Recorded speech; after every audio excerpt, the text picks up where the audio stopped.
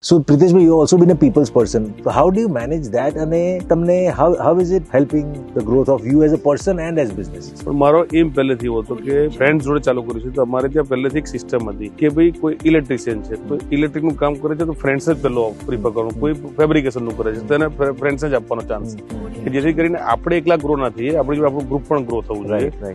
એક પહેલી વસ્તુ છે. બીજી વસ્તુ મારો નેચર રહ્યો છે નાનામાં નાના માણસ જોડે બી બેસવાનું, મોટા કે ભાઈ આપણાથી નાની ઉંમરના લોકો બી જોડે, મોટી ઉંમરના લોકો જોડે. એના બેનિફિટ્સ એવું છે કે મોટી ઉંમરના જોડે એનો અનુભવ આપણને કામમાં આવે છે.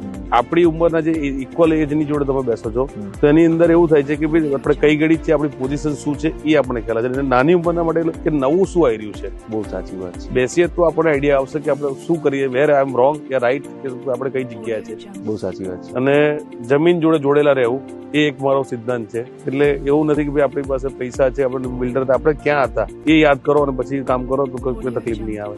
Very true.